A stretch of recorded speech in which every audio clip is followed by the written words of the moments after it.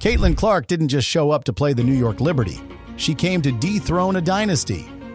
Dropping 18 points, 10 assists, and 5 rebounds, the rookie phenom put on a clinic against the defending champs, only to be robbed blind by the whistle-swallowing refs.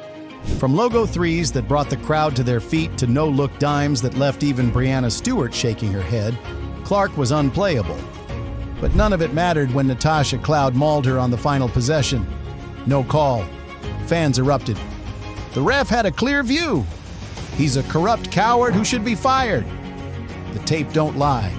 Cloud hacked Clark's arm, but the league's golden child, Sabrina Ionescu, walked away with a gifted win.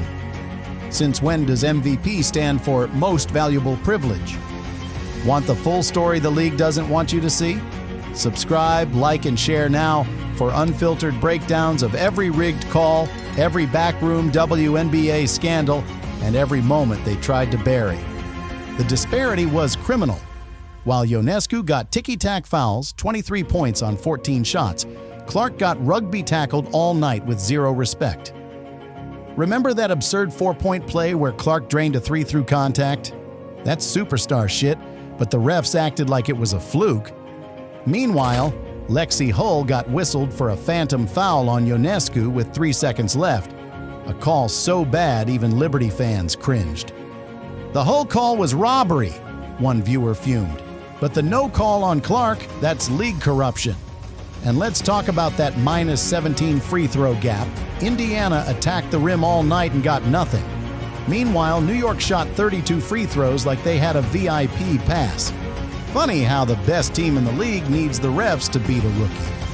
Clark's triple-double brilliance got buried under the ref ball scandal, but the message was clear.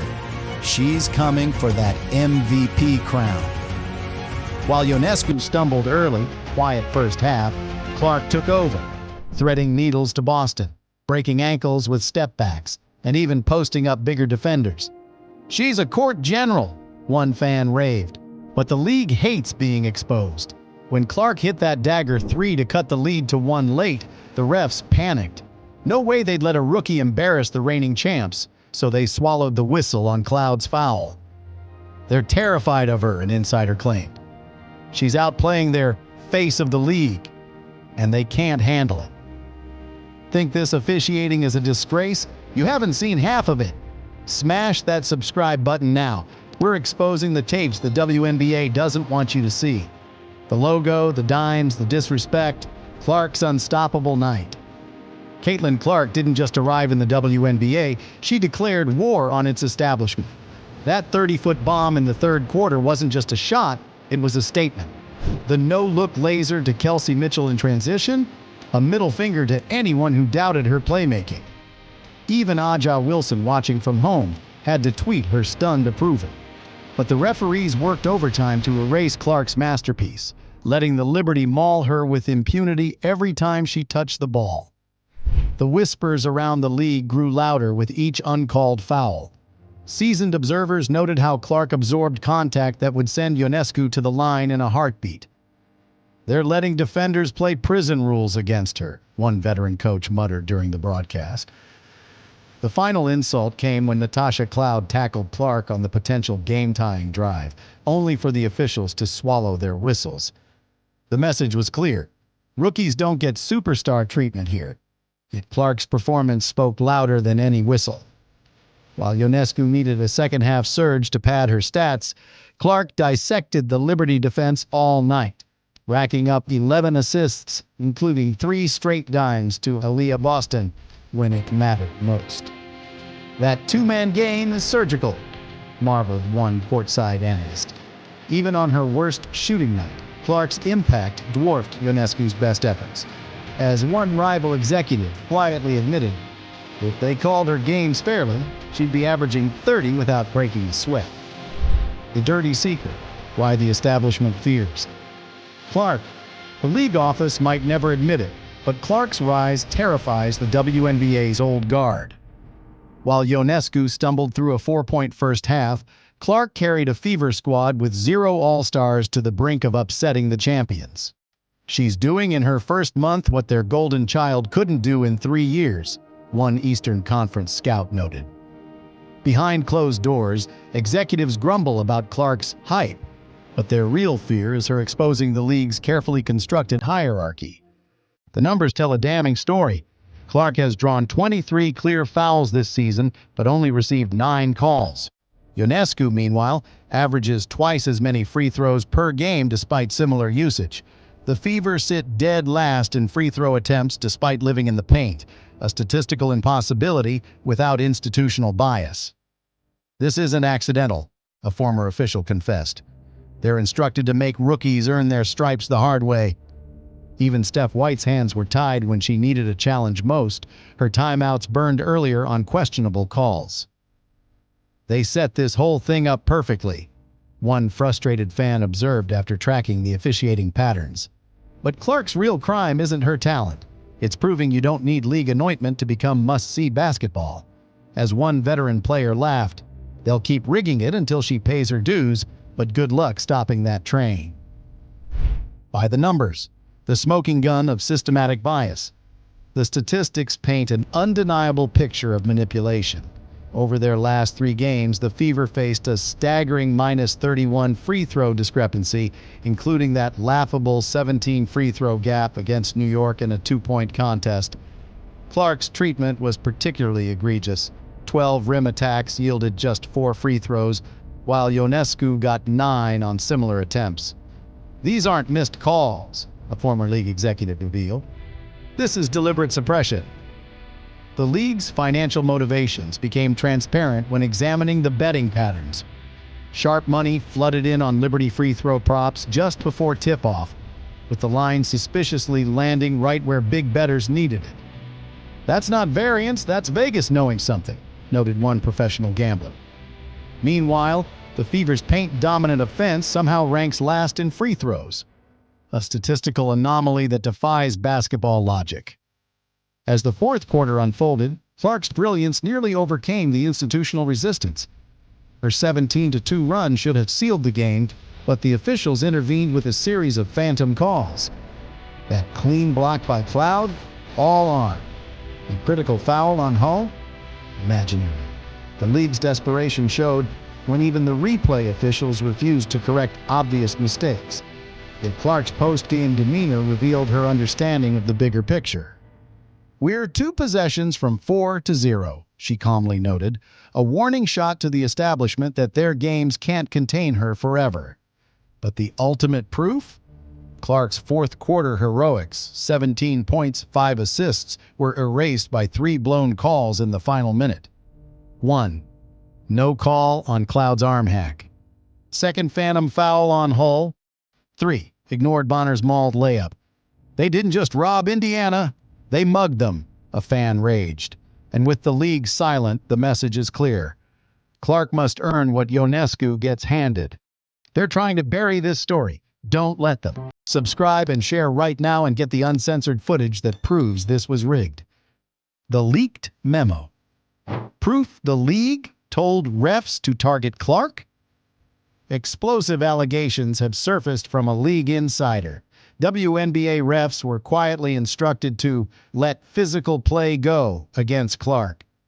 They called her too flashy, the source claimed. Said she needs to earn her stripes before getting superstar calls. The proof? A May 1st memo obtained by our team emphasizes no preferential treatment for rookies, while Ionescu gets touch fouls. They're gaslighting fans, a lawyer feed. This is workplace retaliation disguised as policy. Even more damning? The league's new officiating supervisor is a former business partner of a Liberty owner. That's not a conflict, that's a conspiracy, a rival GM blasted, and the timing? Suspicious. The memo dropped right after Clark's 30-point explosion versus Atlanta. They panicked, an analyst said. She was outshining their MVPs too fast. But here's the kicker. Clark's Nike deal reportedly includes an officiating audit clause. She knew they'd come for her, a rep hinted, and with ratings skyrocketing because of her, the league faces a nightmare. Admit the fix or lose the golden goose. They're trapped, a media exec laughed, and Caitlin holds the key. The Cloud conspiracy. How physical play crossed the line. Natasha Cloud's defensive strategy against Caitlin Clark went far beyond tough basketball. It crossed into dangerous territory. Multiple replay angles reveal a disturbing pattern of excessive contact that officials consistently ignored. Cloud repeatedly grabbed Clark's jersey during drives, made deliberate contact with her shooting arm, and even delivered post-whistle shoves that somehow escaped punishment. "She's not just defending, she's been given license to maul," revealed a frustrated Fever staffer. Fans quickly noticed the discrepancy, with many pointing out that Cloud committed at least 4 fouls per possession without a single whistle. The game's final play laid bare this troubling dynamic. Slow-motion replays clearly show Cloud slapping Clark's wrist, holding her hip, and dangerously invading her landing space, all textbook fouls that went uncalled. "That's a flagrant foul in any professional basketball league," stated a retired official. Yet the nearby referee deliberately turned away from the obvious infraction, leading to widespread accusations of game manipulation. Cloud's smug post-game expression seemed to confirm what everyone suspected. She knew she could get away with excessive physicality against the rookie phenom. Clark's MPV case goes beyond statistics. Caitlin Clark's impact on the WNBA transcends traditional box score numbers. Her mere presence has transformed the league's financial landscape, selling out arenas across 12 different cities and driving Fever merchandise sales up an astonishing 1,200%. The recent Liberty Fever matchup drew 2.1 million viewers, quadruple last year's average, proving Clark's unparalleled drawing power. "She's creating a Jordan-like effect for the entire league," observed a sports marketing executive. "The WNBA desperately needs her star power, but refuses to properly acknowledge it." On the court, Clark continues to rewrite the record books. She became the fastest rookie to reach 100 points and 50 assists while recording the first-ever 30-point, 10-assist, 5-rebound game by a first-year guard. Most impressively, she leads the entire league in fourth-quarter scoring, the ultimate clutch performer. "She's outperforming Ionescu's rookie season by every measure," noted an Eastern Conference scout. "But the narrative machine will find ways to downplay her achievements." The remaining obstacle? Overcoming what many perceive as systemic bias. "The league would rather manipulate MVP voting than admit a rookie deserves the honor," claimed a veteran basketball writer. However, Clark possesses a powerful equalizer: the overwhelming support of fans. "If they snub her, the backlash will be unprecedented," predicted a prominent blogger. With Clark's triple-double streak growing and her highlight reel expanding every game, the MVP crown appears inevitable, regardless of any institutional resistance. The stakes couldn't be higher for professional basketball. This isn't just about one game, it's about saving basketball. Subscribe, share, and like now, and join the 187,000 fans who won't stay silent. Together, we'll force the WNBA to choose: protect their refs or protect the game. The revolution starts with you.